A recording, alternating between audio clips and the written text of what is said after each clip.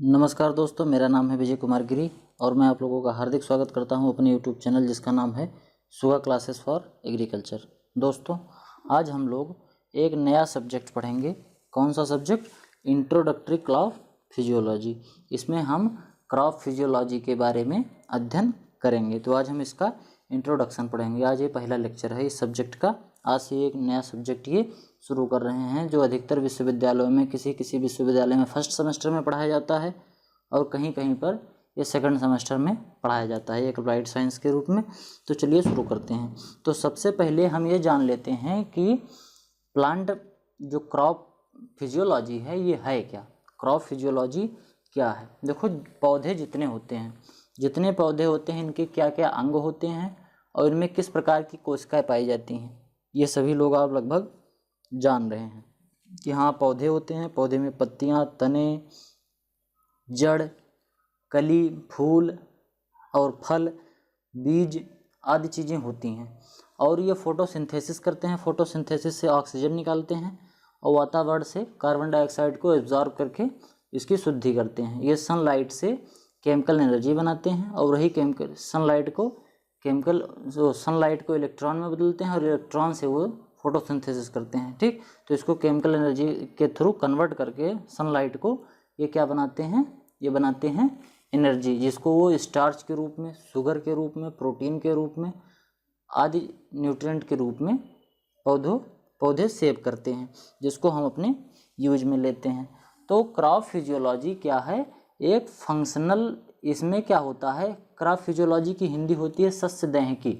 इसमें हम प्लांट के एक सेलुलर टाइप से, जो प्लांट का एक सेल होता है, इसके कार्य का अध्ययन करते हैं कि जैसे चाहे वो फोटोसिंथेसिस कर रहा हो पौधे चाहे वो फोटोसिंथेसिस कर रहा हो, चाहे रेस्पिरेशन कर रहा हो, चाहे ट्रांसपिरेशन कर रहा हो, ठीक,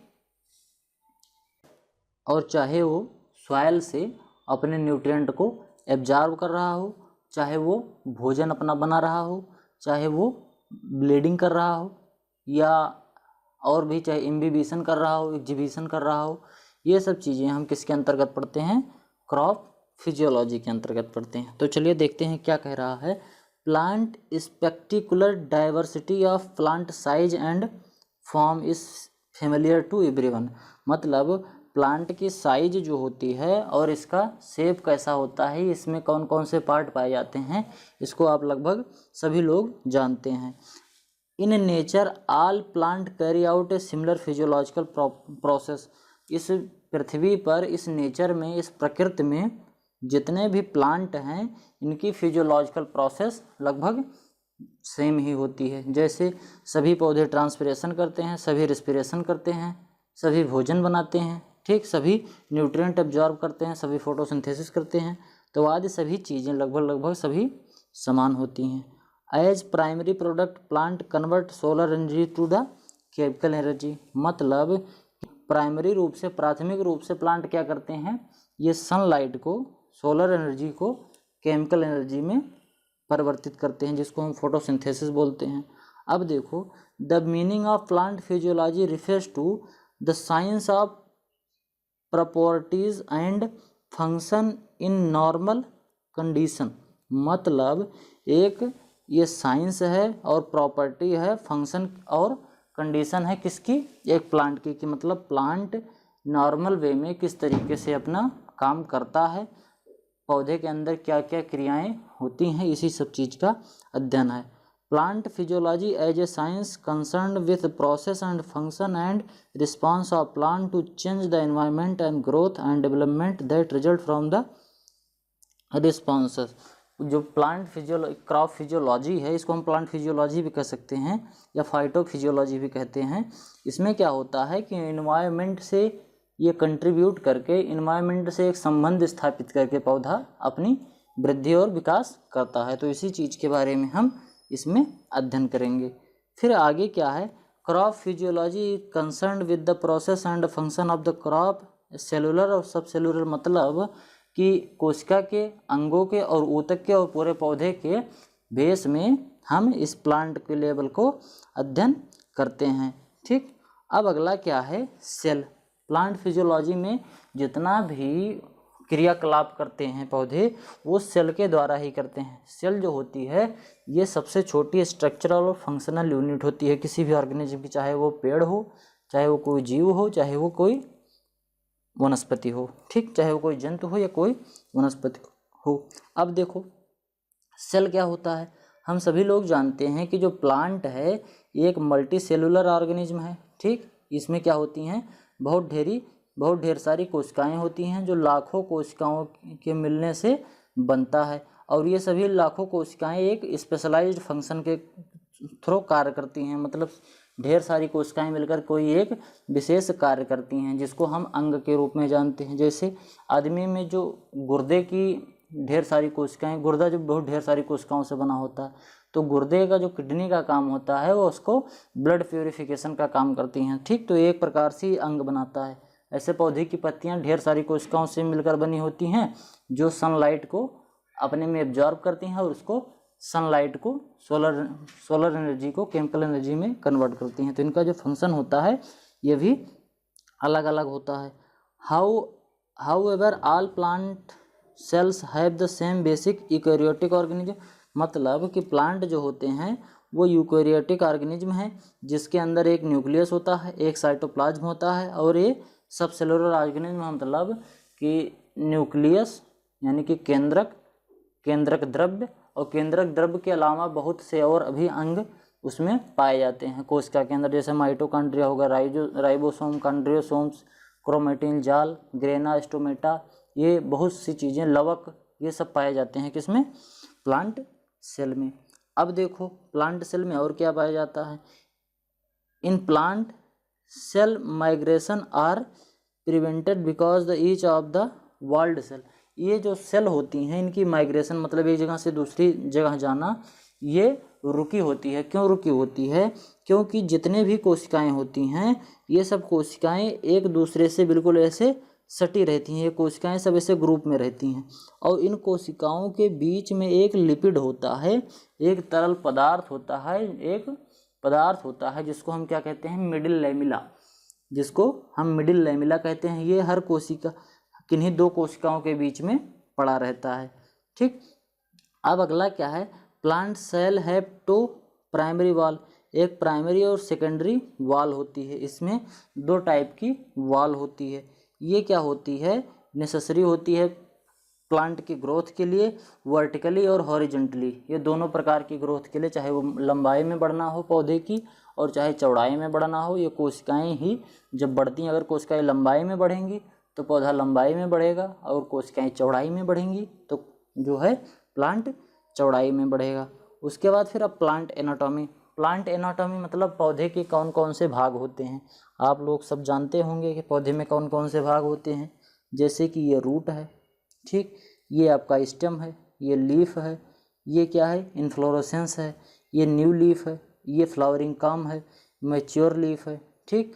ये और बीच बीच में ऐसे जो गन्ना होता है, एक गांठ होती है, इसको हम नोड बोलते हैं। जैसे मान लो ये गन्ना है, गन्ने का, तो ये इसको हम नोड बोलते हैं। और ये जो नोड एक नोड यहाँ एक नोड यहाँ, ये गांठ होती है, गांठ को हम नोड बोलते हैं, और जो दो गांठों के बीच का भाग होता है उसको हम इंटरनोड कहते हैं। तो ये सब चीज़ें प्लांट में पाई जाती हैं। प्लांट में कई चीज़ें होती हैं, ठीक। अब देखो प्लांट एनाटॉमी में और भी क्या क्या चीज़ें हैं। ये क्या होता है, एक वेजिटेटिव पार्ट होता है जिसमें लीफ होती है, स्टेम होती है, रूट होती है। इसका प्राइमरी फंक्शन जो लीफ का होता है वो फोटोसिंथेसिस करना होता है, और स्टेम का जो प्राइमरी फंक्शन होता है ये सपोर्ट देना, पौधे को एक सीधी रेखा में सीधा खड़े रखना होता है। और जो रूट का सिस्टम होता है, रूट का जो फंक्शन होता है ये ज़मीन से, सॉइल से न्यूट्रिएंट को और पानी को एब्जॉर्ब करता है, जिसके थ्रू फिर आगे की वो प्रोसेस करता है, अपनी जीवन चक्र को चलाने के लिए एनर्जी को वो बनाता है, ठीक। तो ये सब होते हैं इसके मेन फंक्शन।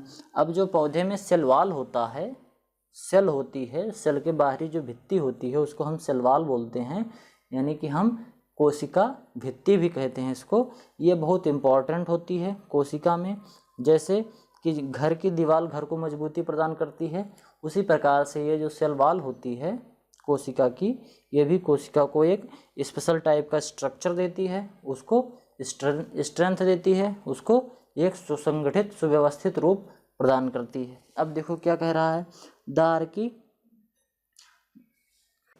इसमें कह रहा है the architecture, mechanic and function of the plant depend crucially on the structure of cell wall. मतलब कि चाहे वो प्लांट जो है, प्लांट का चाहे आर्किटेक्चर हो यानी कि प्लांट का चाहे आकार हो, उसकी बनावट हो, चाहे उसका मैकेनिज्म हो कि किस तरह से प्लांट कार्य कर रहा है, चाहे उसका कोई फंक्शन हो, ये सब किस पे डिपेंड करता है, एक सेल वॉल पे डिपेंड करता है। अब सेल वॉल क्या करती है, ये एक मैकेनिकल स्ट्रेंथ देती है पौधे को, एक प्रकार की मजबूती देती है। अगर सेल वॉल नहीं रहेगा तो पौधे में, सेल वॉल नहीं रहेगा तो समझो हम सेल की कल्पना ही नहीं कर सकते बिना सेल वॉल के। अगर सेल वॉल नहीं होगी तो एक पतली सी मेम्ब्रेन ही होगी, लेकिन कुछ ना कुछ सेल वॉल की जगह पे होगा। अगर सेल वॉल नहीं होगा तो सेल की कल्पना नहीं कर सकते, और सेल की जब कल्पना करना मुश्किल है तो पौधे की कल्पना करना तो बिल्कुल असंभव है। ठीक, तो ये क्या होता है, एक मैकेनिकल स्ट्रेंथ भी देता है। और ये क्या करता है, cell wall glue, cell wall की जो ग्लू होती है जिसको हम लैमेला बोलते हैं, ये एक दूसरे को, दो सेलों को, कोई दो कोशिकाओं को एक साथ जोड़े रखने का काम करती है, जिससे कोशिकाओं का एक बड़ा सा संगठन बन जाता है और ये पौधे का निर्माण करने में सक्षम हो जाती हैं। At tough outer coating enclose of the cell and cell wall act as the exoskeleton. ये सेल जो होता है, सेल के एक आउटर पार्ट पे जो एक्सोस्केलेटन होता है, ये क्या करता है, सेल स्वैप और हलाउ टर्जिट प्रेशर टू डेवलप, ये एक टर्जिटिव प्रेशर डेवलप करता है, जिससे क्या होता है, जो सेल होती है ये एक दूसरे की तरफ आकर्षित रहती हैं। टर्जिटिव प्रेशर आता है जिससे एक दूसरे के प्रति कोशिकाएं आकर्षित रहती हैं और एक दूसरे से चिपकी रहती हैं।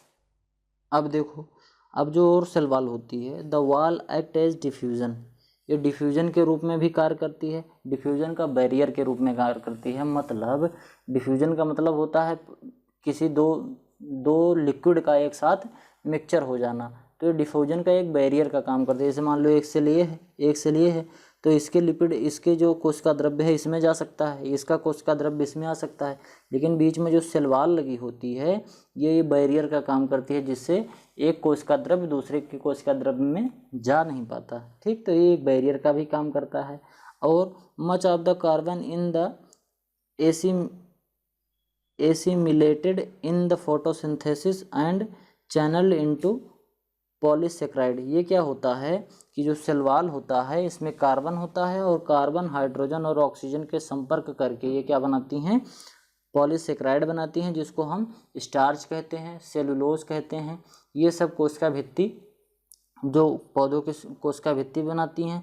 तो यही सब जो होता है इसके अंतर्गत हम क्रॉप फिजियोलॉजी के अंतर्गत इसी को हम अध्ययन करेंगे।